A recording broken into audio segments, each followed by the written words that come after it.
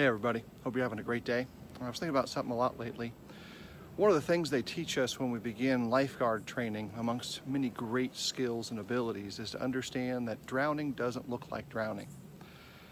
It's a challenging thing to consider, especially if we make a quick spiritual application.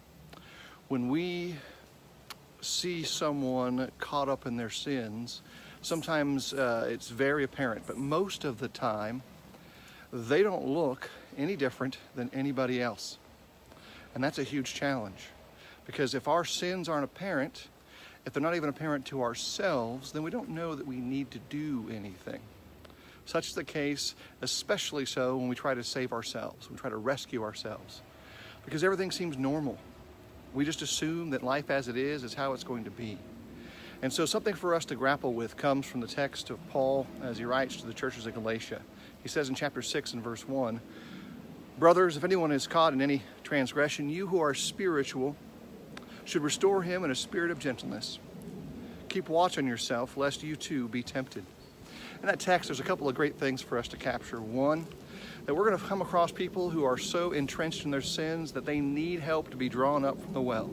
And two, when we do that, just like a lifeguard, we need to make sure that as we reach to pull them up, we don't get pulled down with them.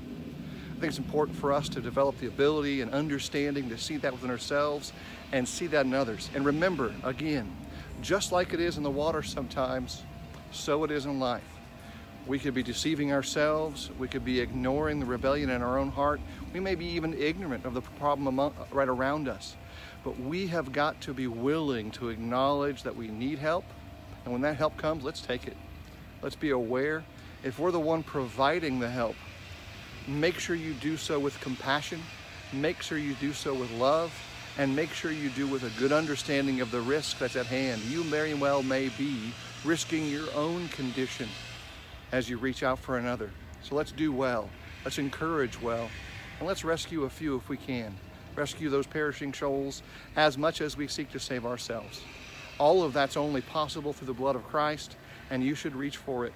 You should reach for his rescue. He cares for you. I care for you. So many care for you. Let's do our best effort to do what Christ himself did in every single day, which is to reach to the weak people around them and lift him up, correct error when he found it. But in all things, let's glorify God. You have a great day.